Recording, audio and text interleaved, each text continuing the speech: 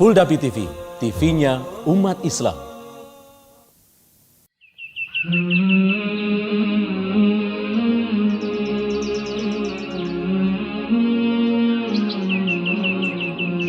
Assalamualaikum warahmatullahi wabarakatuh. Alhamdulillahirabbil alamin wassalatu wassalamu ala khatamil anbiya'i wal mursalin wa ala alihi wa ashabihi wa man ittaba'ahu bi ihsanin ila yaumiddin. Asyhadu an la ilaha illallah wahdahu la syarikalah wa asyhadu anna Muhammadan abduhu wa rasuluh. Para pemirsa, sahabat Puldapi TV rahimani wa rahimakumullahu jami'an.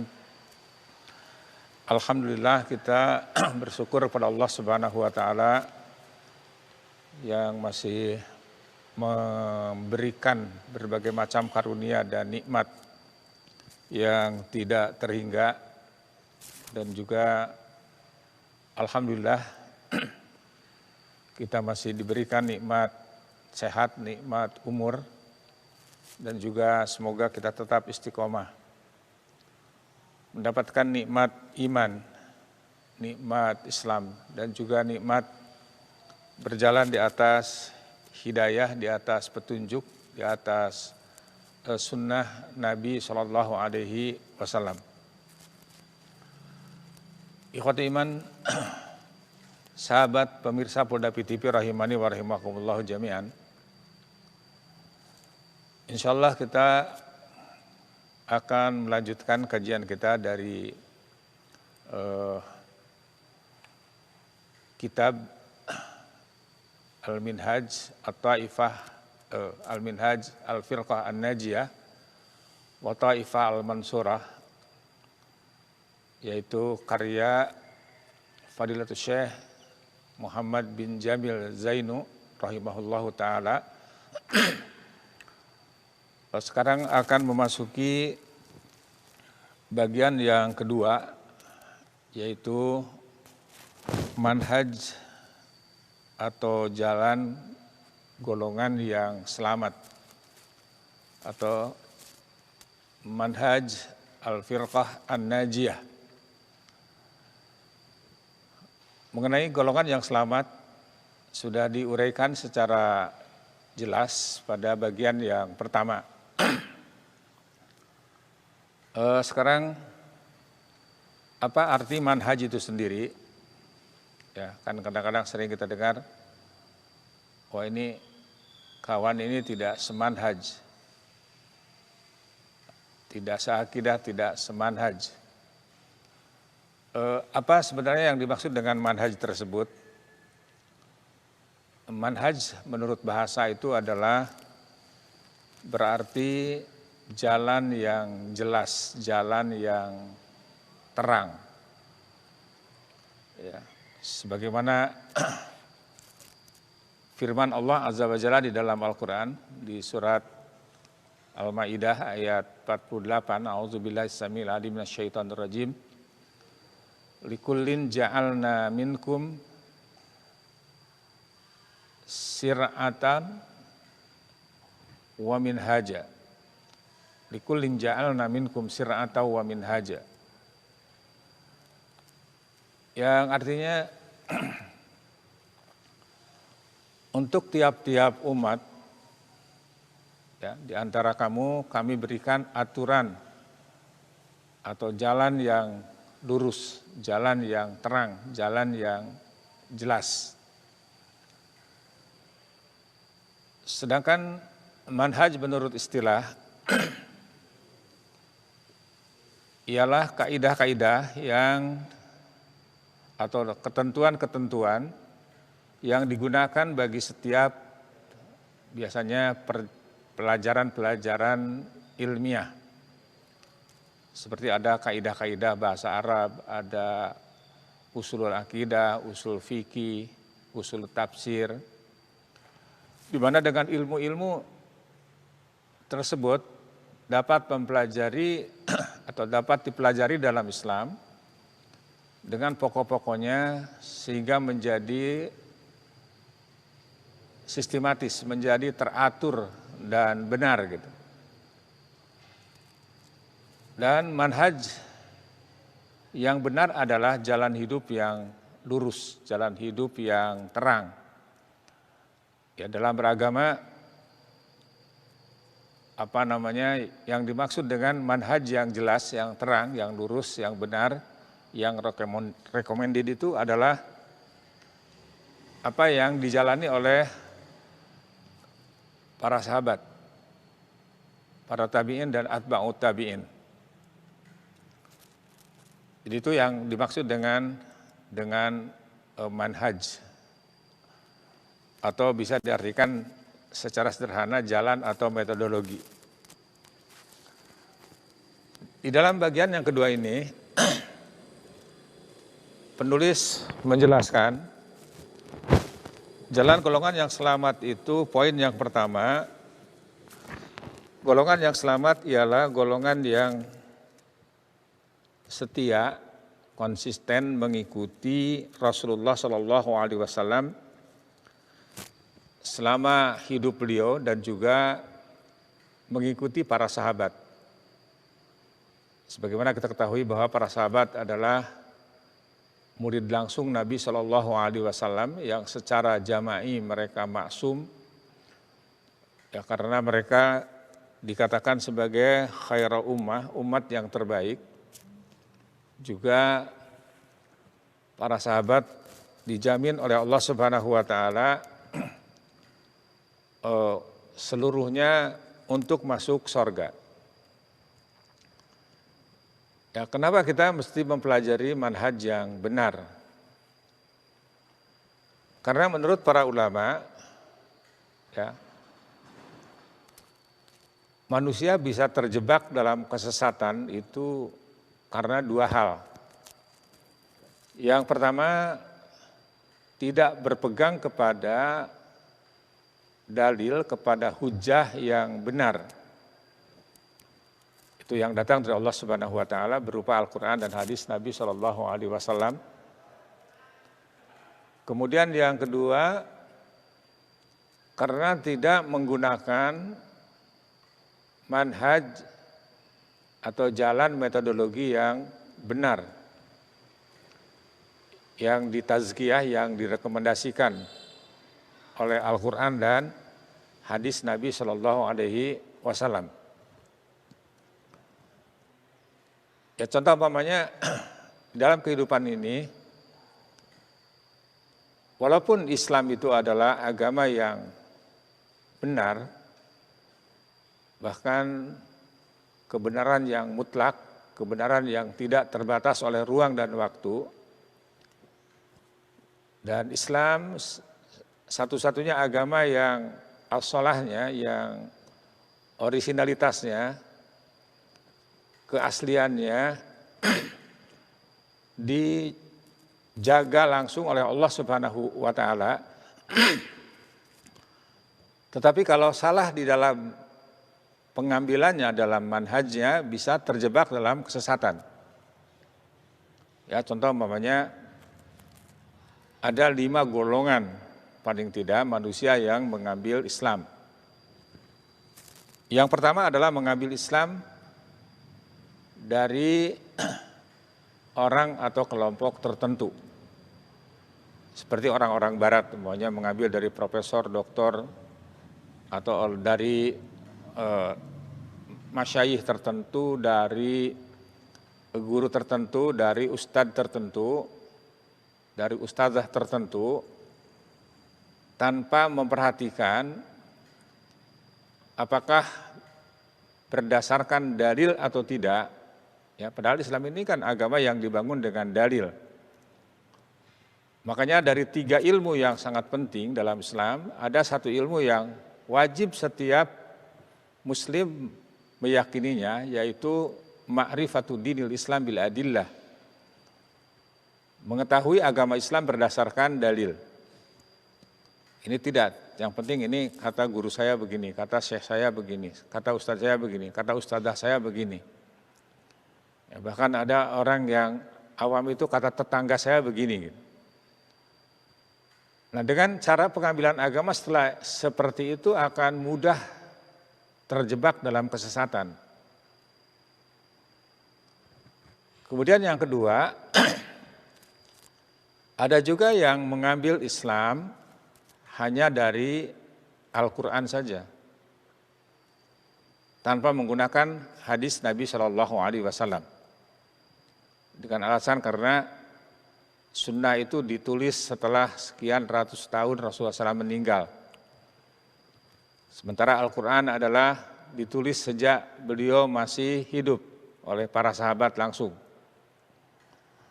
Padahal Al-Quran itu sangat membutuhkan as-sunnah. Bahkan tidak sebesar as-sunnah membutuhkan Al-Quran. Sehingga Allah Subhanahu wa taala memvonis orang yang tidak mau menerima as-sunnah sebagai pedoman hidupnya setelah Al-Quran, maka dihukumi dengan kufur. Ya, waliyadzubillah, kita berlindung pada Allah Subhanahu wa taala. Makanya harus hati-hati. Ini tidak main-main. Vonis Allah Subhanahu wa taala bisa kita baca dalam Al-Qur'an di surat An-Nisa ayat 150 dan 151. Orang yang membedakan antara Allah dan Rasul, menerima sebagian, mengimani sebagian, mengkufuri sebagian, ulaika humul kafiruna haqqa. Allah memvonis dengan tegas. Ya, mereka itulah orang-orang kafir tulen, kafir asli. Nah, makanya tidak cukup dengan Al-Quran, tapi juga harus dibarengi dengan sunnah Nabi Shallallahu Alaihi Wasallam. Kemudian yang ketiga, ada yang mengambil Islam dari Al-Quran dan hadis, tetapi hadisnya dibatasi. Ya, umpamanya, ya, orang-orang sekte Rafidah hanya mengambil hadis dari jalur sahabat Ali radhiyallahu anhu menurut versi dia, atau dari Ahlul Bait juga menurut versi dia. Atau di kita ada juga kelompok yang mau menerima hadis-hadis Nabi Shallallahu Alaihi Wasallam kalau manqul, kalau sudah ditakhrij oleh imamnya atau oleh amirnya, sehingga hadis akan banyak yang berkurang. Atau juga ada yang hanya menerima hadis mutawatir saja, tidak menerima hadis ahad. Nah, ini semuanya adalah tidak sesuai, tidak sejalan dengan manhaj yang benar. Kemudian yang keempat, ya, yang pertama tadi dari orang per orang, dari kelompok tertentu. Yang kedua hanya ngambil dari Al-Quran saja. Yang ketiga ngambil dari Al-Quran tapi hadis-hadisnya dibatasi, banyak yang tidak diterima. Yang keempat ada yang menerima atau mengambil Islam dari Al-Quran dan hadis-hadis Nabi Shallallahu Alaihi Wasallam, tapi difahami secara liberal, secara liar. Nah, disinilah pentingnya manhaj. Ya, padahal Rasulullah SAW sudah mengancam sedemikian keras, umpamanya dalam menafsirkan Al-Quran. Beliau bersabda, "Man fassara al-Quran bi ra'yihi falyatabawwa maq'adahu minan nar." Barang siapa yang menafsirkan Al-Quran dengan rasionya semata-mata, maka bersiap-siaplah tempat tinggalnya di neraka. Man kadzdzaba alayya muta'ammidan falyatabawwa maq'adahu minan nar. Barang siapa yang berdusta atas namaku dengan sengaja, dia mengatakan ini adalah dari Rasulullah SAW padahal tidak, maka sabda beliau, siap-siaplah tempat tinggalnya di dalam neraka. Jadi ini golongan yang keempat, ya, makanya ada yang mengklaim, umpamanya mengklaim bahwa mereka itu jil, ya, jaringan insan linglung, ya, jaringan orang-orang yang menafsirkan Al-Quran dan hadis Nabi SAW secara liberal, secara liar, tanpa menggunakan manhaj, tanpa menggunakan jalan, tanpa menggunakan petunjuk yang jelas, yang benar. Ya, ini makanya disebut liberal. Kita tahu ada patung liberty, patung kemerdekaan. Orang liberal itu orang-orang yang menafsirkan, memahami Islam, memahami Al-Quran dan hadis Nabi SAW itu dengan secara liar. Menurut hawa nafsunya, menurut akalnya. Sementara seorang muslim itu, ya,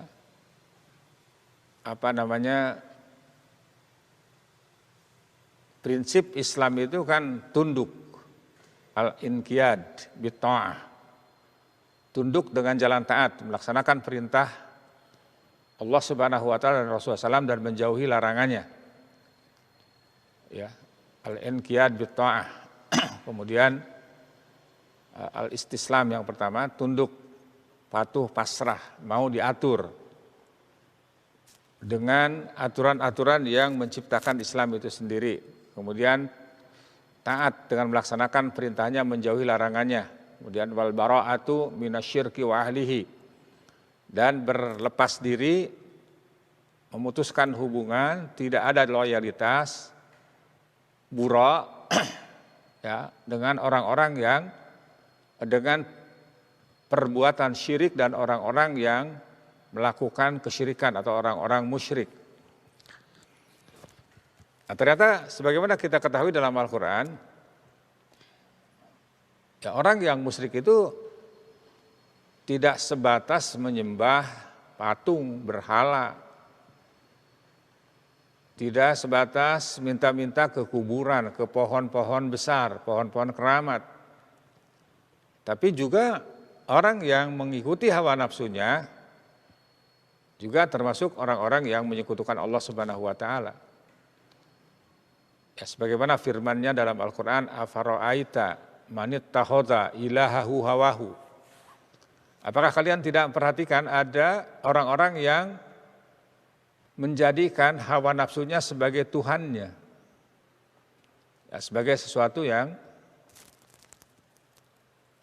mendominasi dirinya, mendominir dirinya sehingga sedemikian rupa sehingga ia dikuasai oleh hawa nafsunya.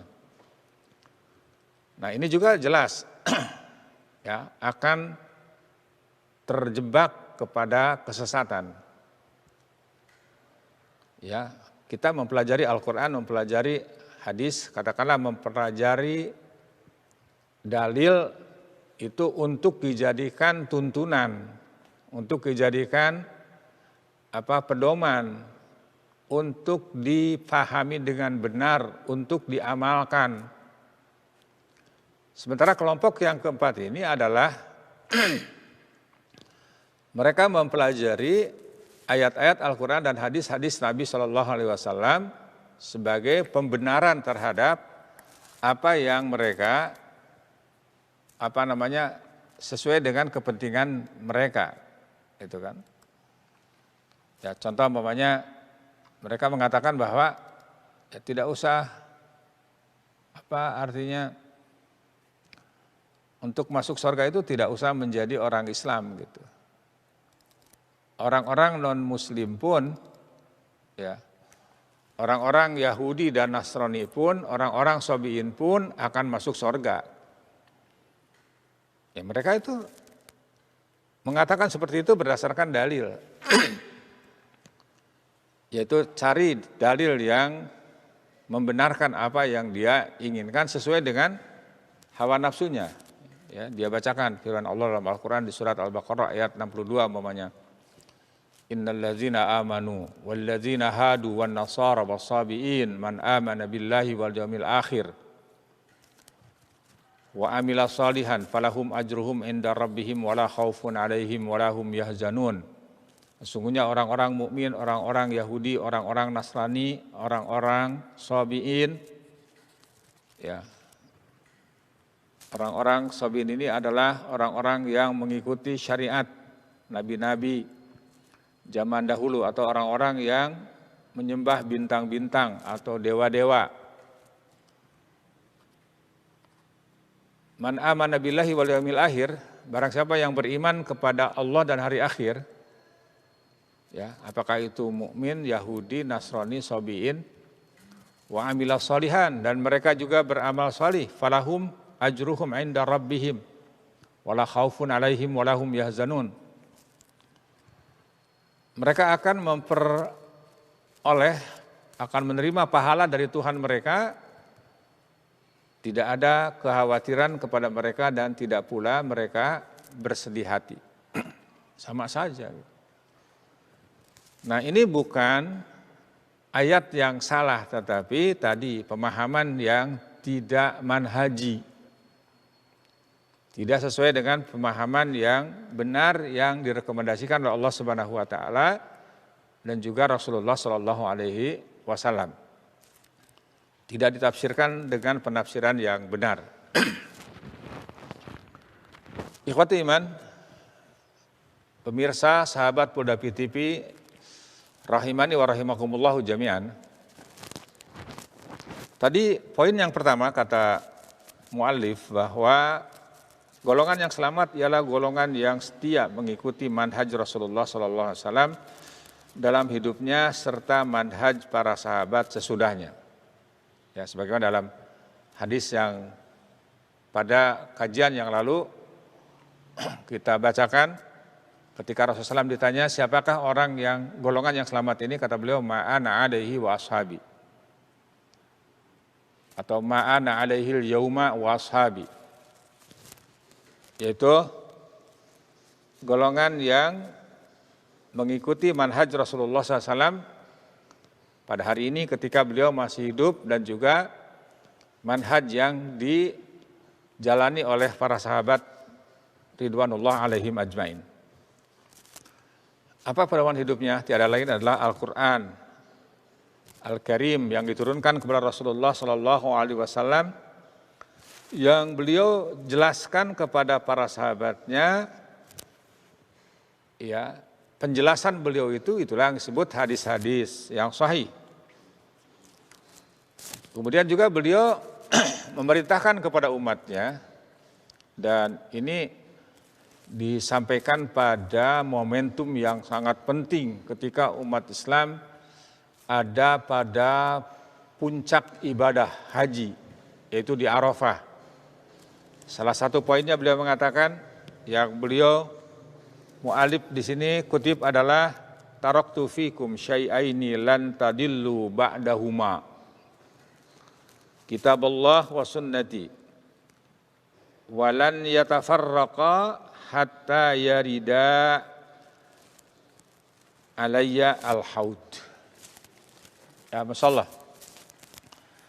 Jadi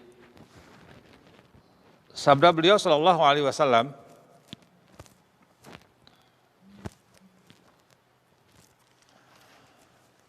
aku tinggalkan padamu dua perkara. Jadi ini adalah peninggalan warisan Rasulullah sallallahu alaihi wasallam. Beliau mengatakan, aku tinggalkan kepada kalian dua perkara yang apabila kalian berpegang teguh kepada keduanya tidak akan tersesat selamanya. Tidak akan tersesat selamanya. Apa itu? Yang pertama adalah kitabullah, Al-Quran, dan yang kedua wasunnata nabiyih, dan sunnah nabinya. Di sini disebutkan kitabullah wa sunnati, yaitu kitab Allah Subhanahu wa taala dan sunnahku. Dan beliau mengatakan walam yatafarraqa hatta yarida alayyal haud. Tidak akan bercerai-berai hingga keduanya mengantarkanku ke telaga atau ke sorga. Sebagaimana kita ketahui para pemirsa rahimani wa rahimakumullah jami'an, bahwa kita meyakini, harus tahu, harus yakin bahwa setiap nabi itu memiliki al-haud, memiliki telaga. Nanti itu setelah melewati padang mahsyar. Dan para nabi merasa berbangga dengan telaga tersebut. Ya, karena masing-masing pengikutnya akan berkumpul di situ. Ya, ada yang sedikit, ada yang lebih banyak, dan yang paling ramai, yang paling banyak pengikutnya adalah umat Nabi kita Muhammad SAW. Ya, siapa yang minum darinya tidak akan haus selamanya. Digambarkan dalam hadis itu, di Al-Haud tersebut ada gelas yang jumlahnya seperti bintang-bintang di langit. Siapa yang minum darinya tidak akan haus selamanya. Telaga ini terletak di padang mahsyar sebelum para hamba melewati as-sirat. Airnya mengalir dari sungai Telaga Al-Kautsar yang ada di sorga. Di sabda Rasulullah, barang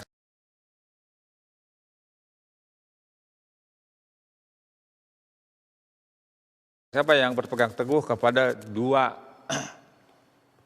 pedoman hidup tersebut, warisan tersebut, lan yatafarraqa hatta yarida alayyal haud. Ya, tidak akan bercerai-berai sehingga keduanya menghantarkanku ke telaga atau ke sorga. Itu yang pertama. Poin yang pertama adalah menjadikan Al-Quran dan Sunnah Nabi SAW sebagai pedoman hidupnya. Kemudian yang kedua, golongan yang selamat akan kembali merujuk kepada kalimatullah dan Rasulnya ketika terjadi perselisihan, ketika terjadi ikhtilaf, pertentangan di antara mereka. Ini adalah sebagai realisasi daripada firman Allah Azza wa Jalla dalam Al-Quran di surat An-Nisa ayat 59. Dan juga ini sebagai bukti kebenaran keimanan seseorang kepada Allah dan kepada hari akhir. Makanya disinilah di antara urgensi kenapa belajar Islam itu harus penguatan akidah dulu. Sebagaimana dilakukan oleh Rasulullah SAW, oleh para sahabat, oleh para tabi'in dan atba'ut tabi'in. Ya karena kalau akidahnya itu sudah benar, insya Allah menyelesaikan berbagai macam persoalan itu mudah.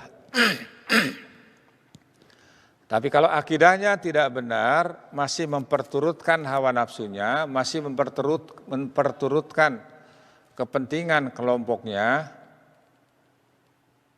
ya itu tidak akan selesai. Dan kalau kita berbicara tentang perselisihan, sebagaimana dalam hadis yang disampaikan pada bagian yang pertama,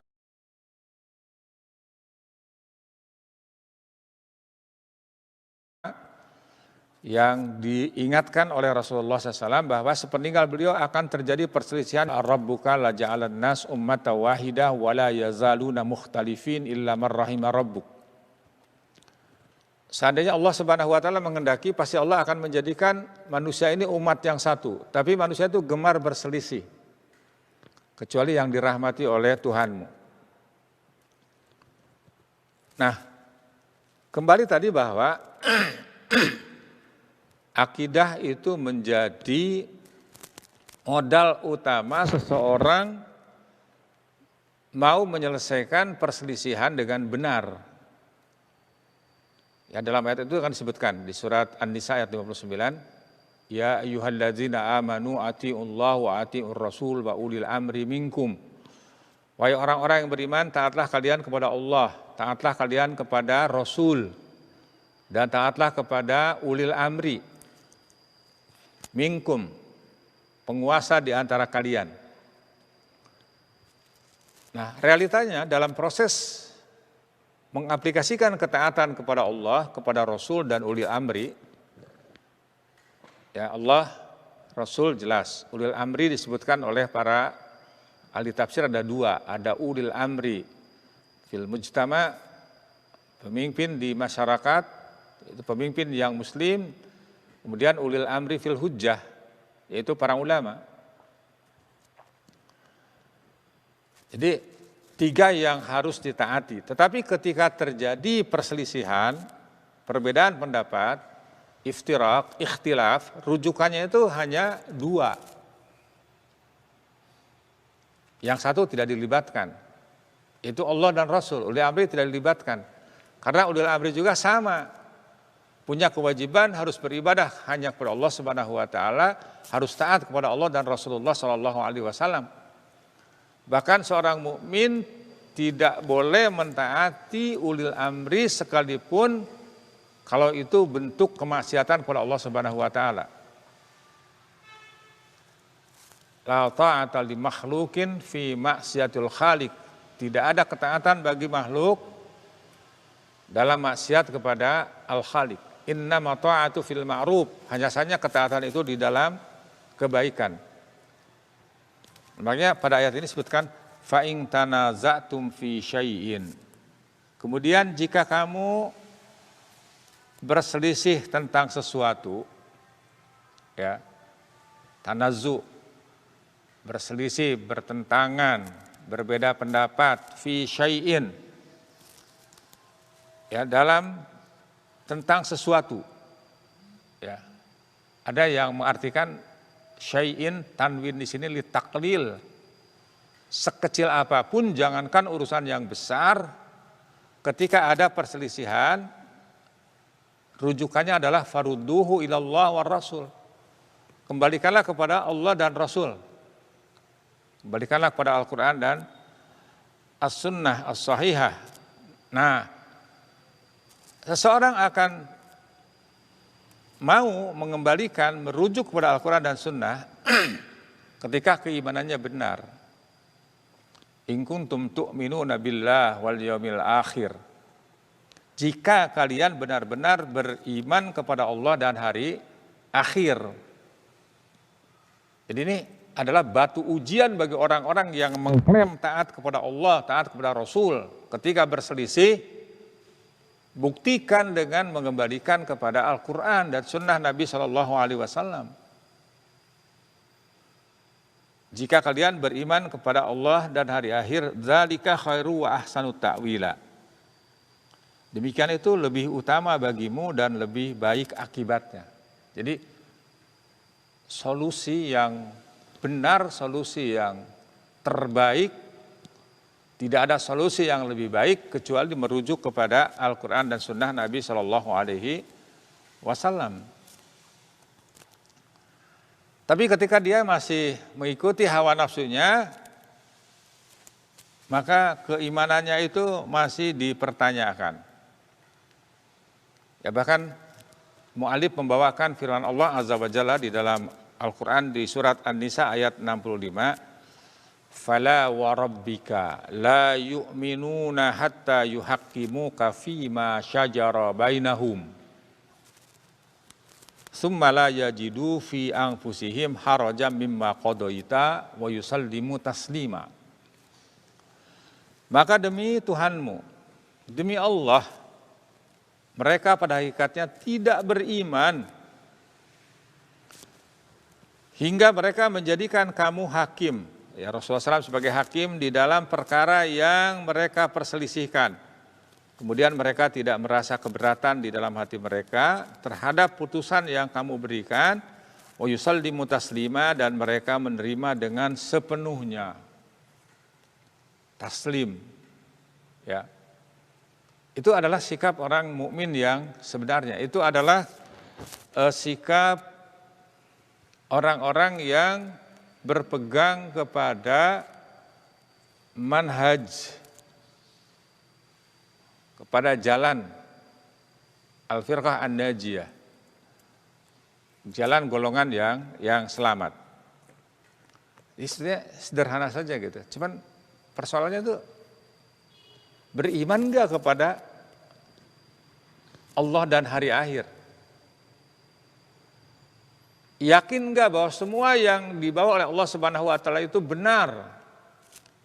Yakin enggak bahwa semua yang diterima, yang diamalkan, yang dikatakan, yang difahami itu akan diminta pertanggungjawaban di akhirat nanti?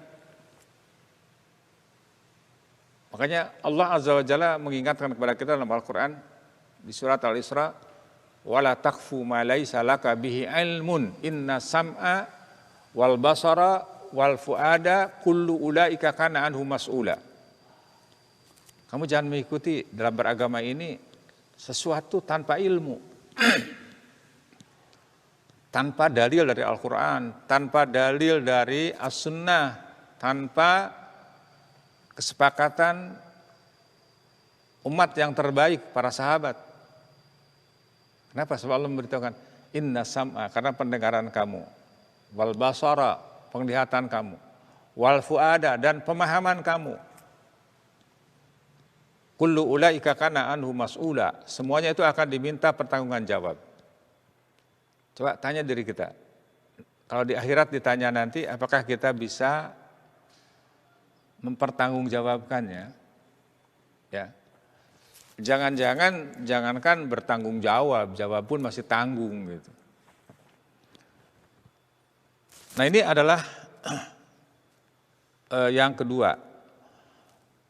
Kemudian yang ketiga, poin yang ketiga kata beliau, golongan yang selamat tidak mendahulukan perkataan seseorang atas kalamullah, atas firman Allah Subhanahu wa taala dan sabda Rasulullah sallallahu alaihi wasallam. Hal ini juga sebagai realisasi dari firman Allah Azza wa Jalla dalam Al-Quran di surat Al-Hujurat ayat yang pertama. Surat 49 ayat yang pertama, ya ayyuhalladzina amanu la tuqaddimu baina yadayillah wa rasulih wattaqullah innallaha sami'un alim. Wahai orang-orang yang beriman. Jadi ini ditaklif dulu, dipertautkan dulu. Siapapun orang yang sadar, orang yang mengaku, orang yang mengklaim dirinya beriman kepada Allah Subhanahu wa taala, kemudian ada taklif, ada tuntutan, ada konsekuensi. Sebagai orang beriman, la tuqaddimu baina yadayillah wa rasulih. Janganlah kamu mendahulukan Allah dan Rasulnya. Jadi Allah dan Rasul itu yang pertama kali. Kemudian juga wattaqullah, bertakwalah kepada Allah. Innallaha sami'un alim, karena sungguhnya Allah Subhanahu wa taala Maha mendengar dan Maha mengetahui. Sahabat yang mulia Abdullah bin Abbas radhiyallahu anhuma pernah marah kepada orang yang lebih mendahulukan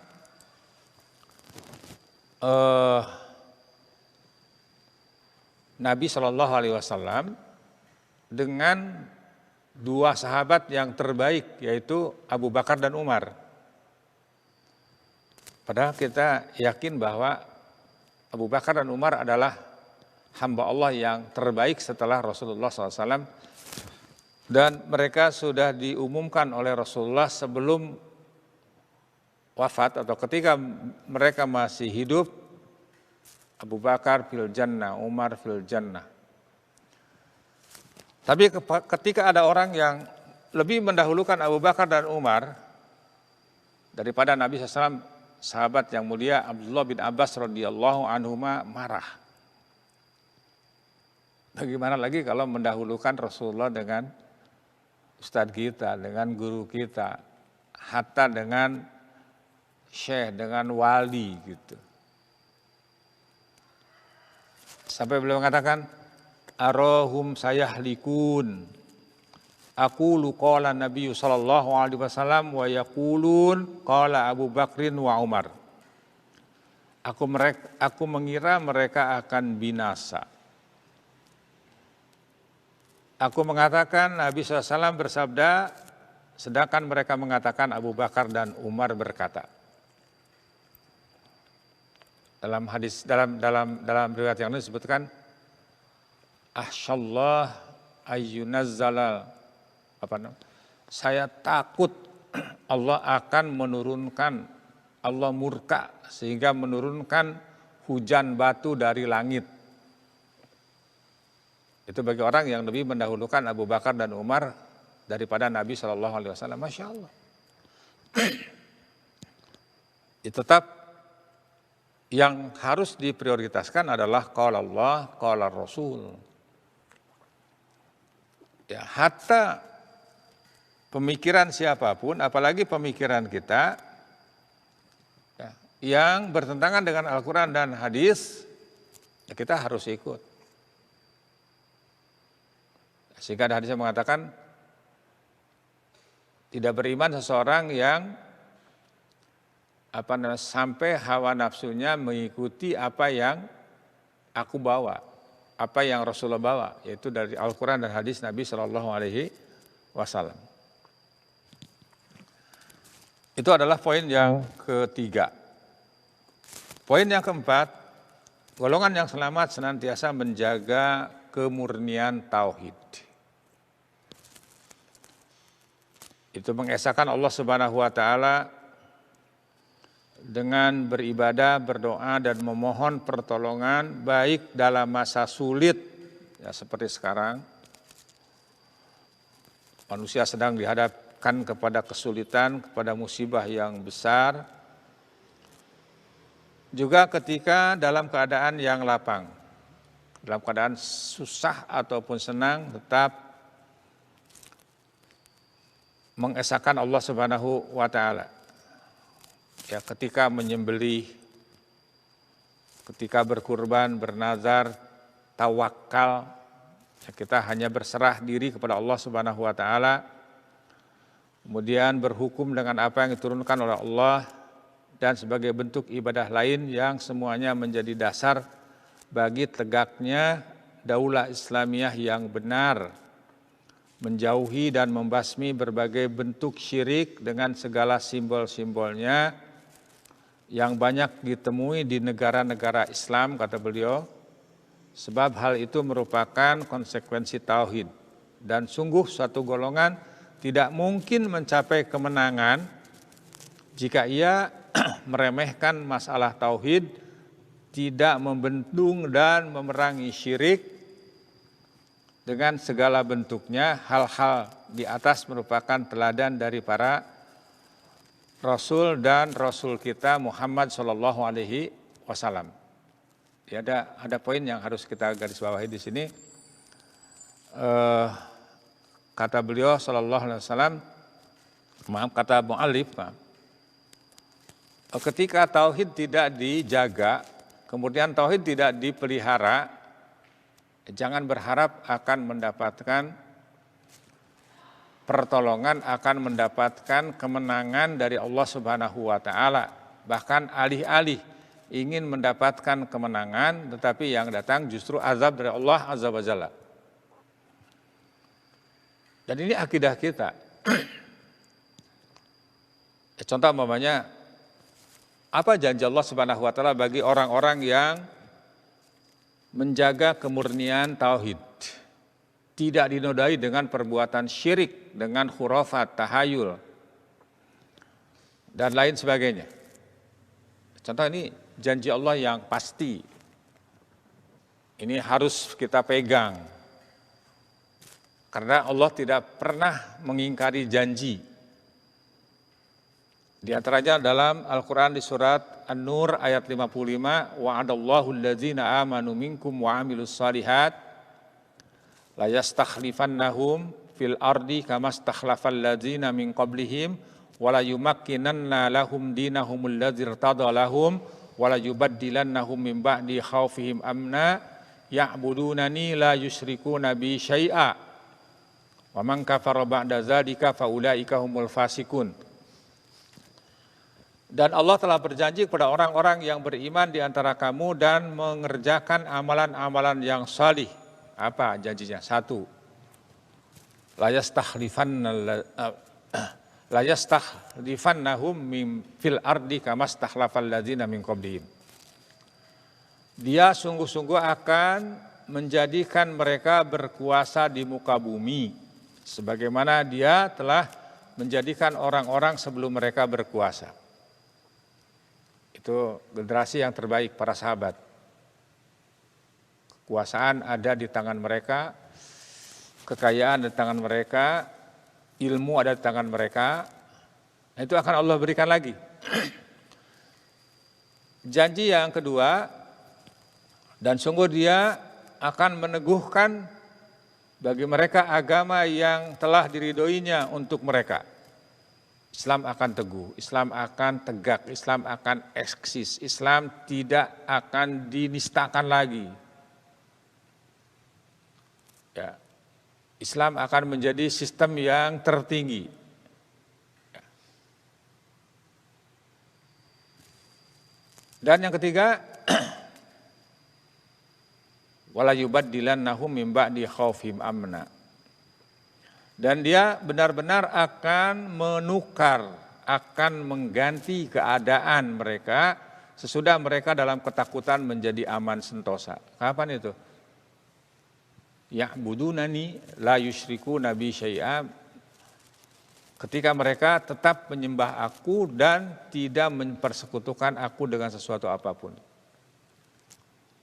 Tapi sebaliknya, waman kafara ba'da dzalika faulaika humul fasikun. Dan barang siapa yang tetap kafir sesudah janji itu, maka mereka itulah orang-orang yang fasik. Ikhwat iman, para pemirsa rahimani wa rahimakumullah jami'an, itu adalah poin yang keempat. Golongan yang selamat senantiasa menjaga kemurnian tauhid. Apakah itu tauhid rububiyah, tauhid uluhiyah, tauhid asma wa sifat. Kemudian poin yang kelima, golongan yang selamat senang menghidupkan sunnah Rasulullah SAW, baik dalam ibadah, perilaku, ya, dan dalam segala segi kehidupannya. Karena itu mereka menjadi orang-orang yang asing. Kadang-kadang konsekuensinya dianggap orang-orang yang asing, dianggap orang-orang yang aneh, dianggap orang-orang yang nyeleneh di tengah kaumnya. Ya, seperti baru-baru ini kan rame gitu. Ada dipersoalkan mengenai cadar, celana cingkrang, jenggot. Ya, padahal sekarang ternyata orang yang benci cadar itu dalam kondisi yang merebaknya COVID-19 ini banyak orang-orang yang baru sadar, iya. Orang yang bercadar itu tidak sibuk lagi cari masker yang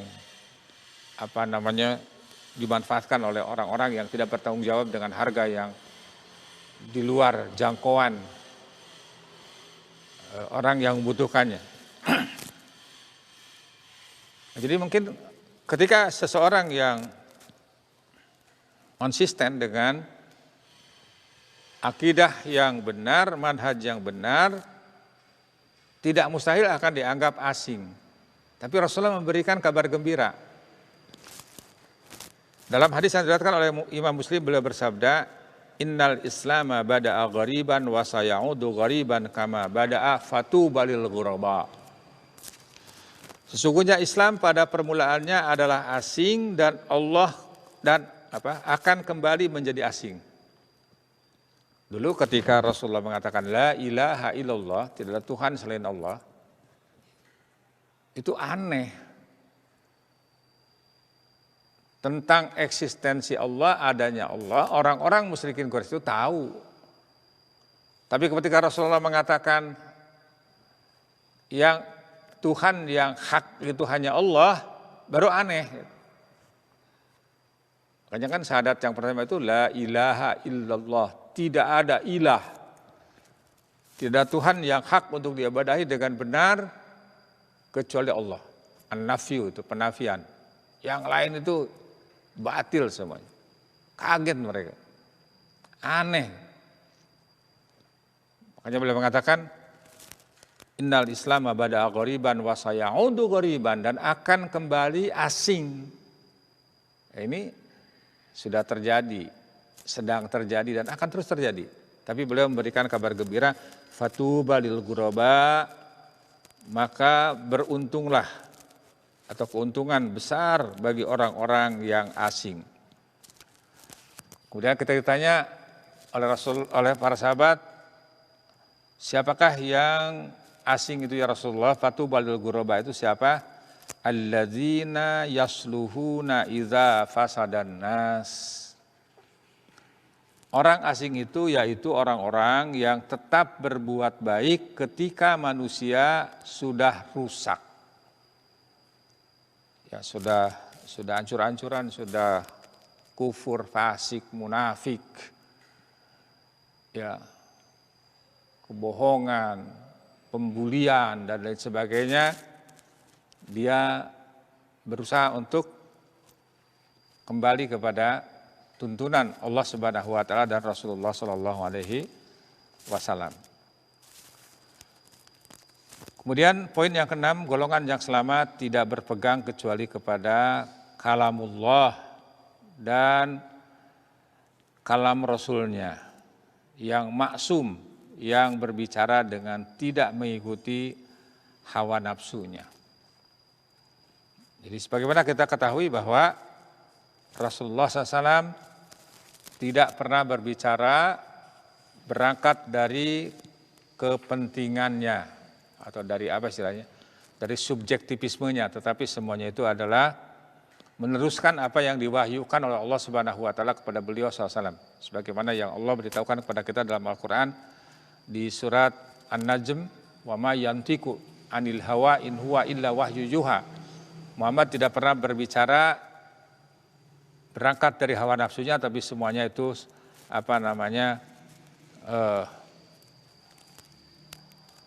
berdasarkan apa yang diwahyukan kepada beliau sallallahu alaihi wasallam dari Allah Subhanahu wa taala. Ya, adapun manusia selain beliau, betapapun tinggi derajatnya, terkadang ia melakukan kesalahan, tidak ada yang maksum. Nah, ketika ada kesalahan, golongan yang selamat ini adalah berpegang kepada kitabullah dan kepada sunnah Nabi SAW. Dia bertobat, kembali kepada Allah. Hal ini sebagaimana yang dijelaskan oleh Nabi SAW dalam hadis yang diriwayatkan oleh Imam Ahmad, dan hadis ini sangat populer di kalangan kaum muslimin.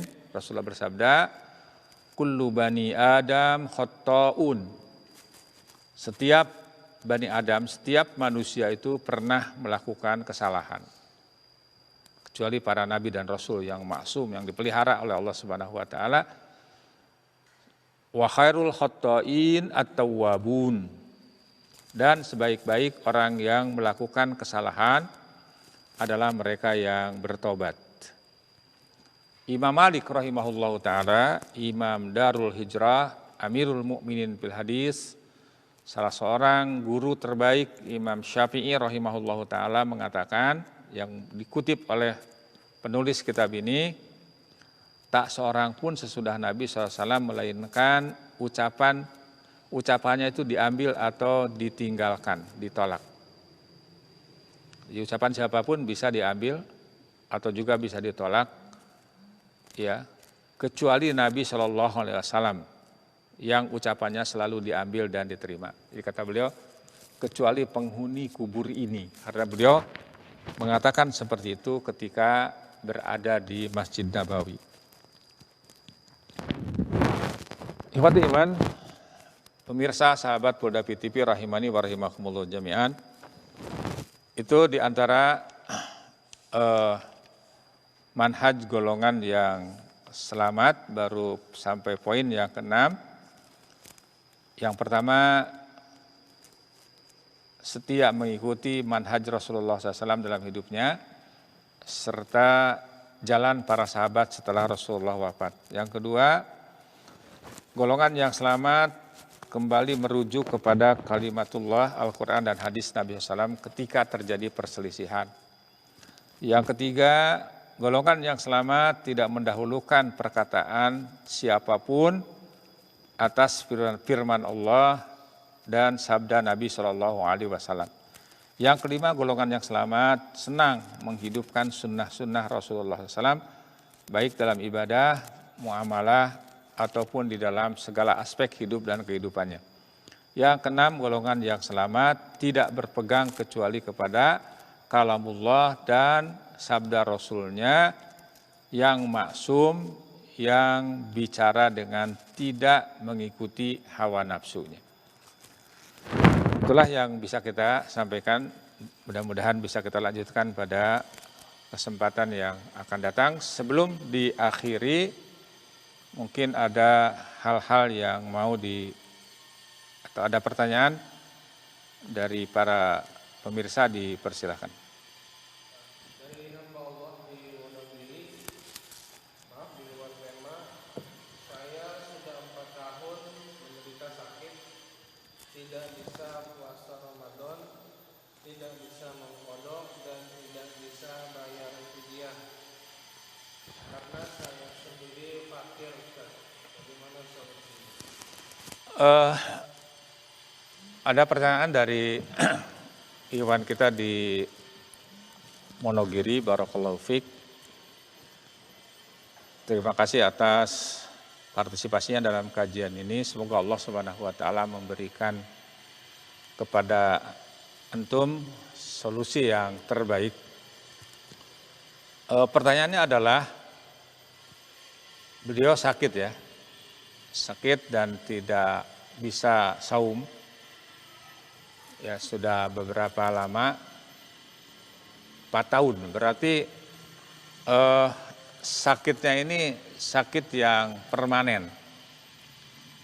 Sakit yang permanen, sehingga kalau sakitnya itu sakit yang permanen, insya Allah solusi yang terbaik itu adalah membayar fidyah. Dikarenakan kalau sakit itu pada asalnya qada, ya.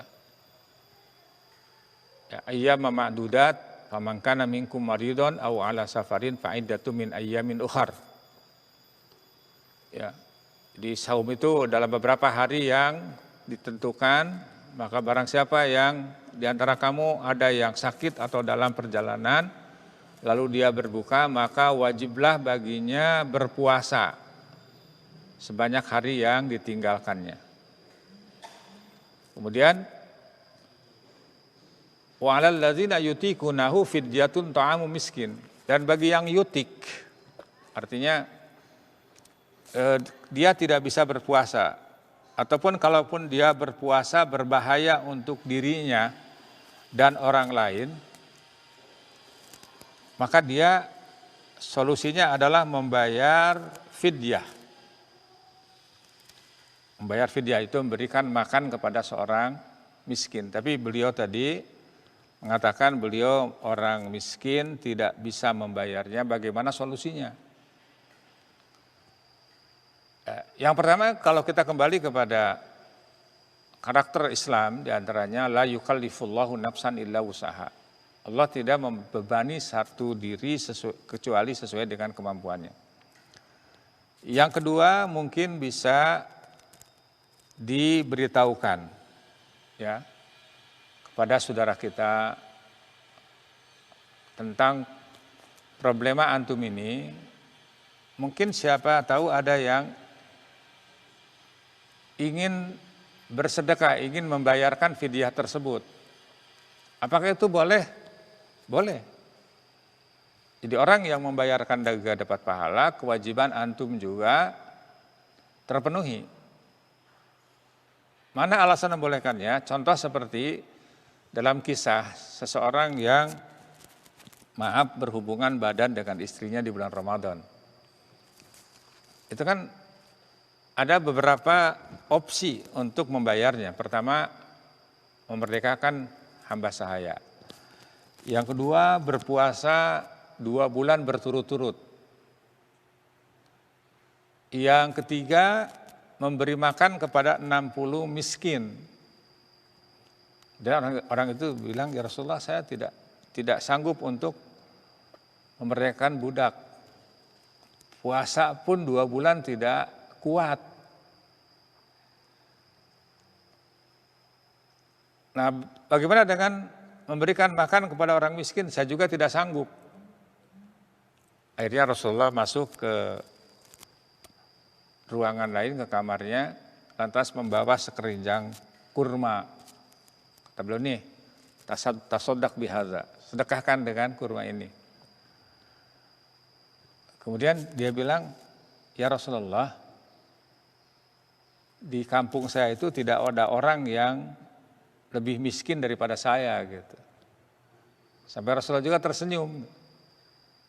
Akhirnya kata beliau, udah, berikan kurma ini, makan kepada keluargamu dan niatkan sebagai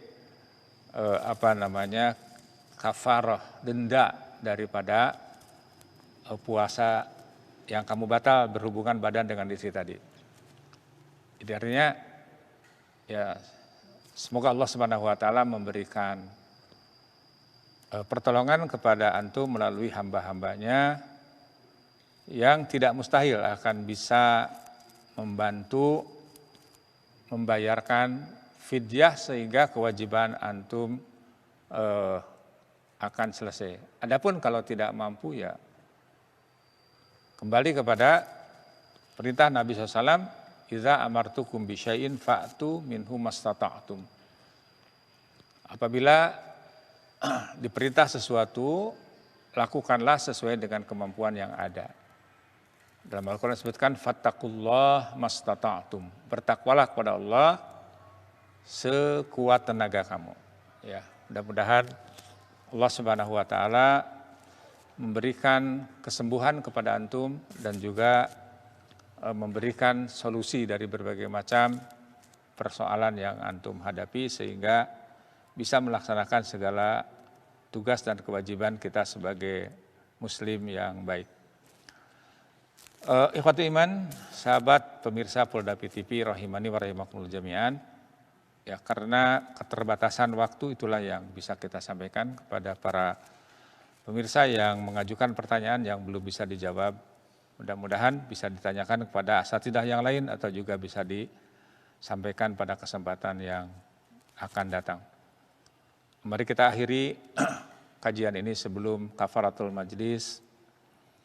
Kita berdoa kepada Allah Subhanahu wa taala karena kita sedang menghadapi bala cobaan yang luar biasa. Kita berdoa sesuai dengan doa yang diajarkan oleh Nabi Shallallahu Alaihi Wasallam, diantaranya dalam hadis riwayat Bukhari dan Muslim, La ilaha illallah al-azim al-halim, La ilaha illallah rabbul arsyil adim, La ilaha illallah rabbus samawati wa rabbul arsyil karim. Tiada ilah yang berhak diibadahi dengan benar kecuali Allah Subhanahu wa ta'ala, yang maha agung, lagi maha penyantun. Tiada ilah yang berhak diibadahi kecuali Allah Subhanahu wa taala, pemilik dan penguasa aras yang agung. Tiada ilah yang berhak diibadahi kecuali Allah Subhanahu wa taala, pemilik penguasa langit, bumi dan aras yang mulia. La ilaha illallah al-azim. Tidak ada Tuhan atau yang maha agung. Juga kita berdoa, Allahumma rahmataka arju. Ya Allah, hanya rahmat-Mu yang aku harapkan. Kita sedang mengharapkan rahmat kasih Allah Subhanahu wa taala. Fala takilni ila nafsi tarfata ain. Wa aslih li sya'ni kullah. La ilaha illa anta. Maka janganlah engkau bebankan diri ini kepada diriku sendiri meski hanya sekejap mata, dan perbaikilah semua keadaan kami. Tiada ilah yang berhak diibadahi kecuali Engkau. Allahumma inna na'udzubika min jahdil bala wa dzarkis syaqa wa su'il qada wa syamatatil a'da. Ya Allah, kami berlindung kepadamu dari beratnya musibah yang tidak mampu ditanggung, dari datangnya sebab-sebab kebinasaan, dan buruknya akibat apa yang telah ditakdirkan. dan gembiranya musuh atas penderitaan yang menimpa kepada kami. La ilaha illa anta subhanaka inni kuntu minaz zalimin. Ya Allah, tiada ilah yang berhak diibadahi dengan benar kecuali Engkau, Maha Suci Engkau. Sesungguhnya aku termasuk orang-orang yang zalim. Bismillahilladzi la yadurru ma'asmi syai'un fil ardi wala fis sama' wa huwas samiul alim. Bismillahilladzi la yadurru ma'asmi syai'un fil ardi wala fis sama' wa huwas samiul alim. Bismillahilladzi la yadurru ma'asmi syai'un fil ardi wala fis sama' wa huwas samiul alim. Aku berlindung dengan menyebut namamu ya Allah. Tidak akan ada yang bisa menyusahkan, memadaratkan, membahayakan, baik di langit dan di bumi, dan Engkau Maha mendengar dan mengetahui. Subhanakallah bihamdik, asyhadu an la ilaha illa anta, astaghfiruka wa atubu ilaik. Wa sallallahu ala Muhammadin wa ala alihi wa sahbihi wa sallam. Wa akhiru da'wana walhamdulillahi rabbil alamin. Jazakumullahu khairan. Wassalamualaikum warahmatullahi wabarakatuh.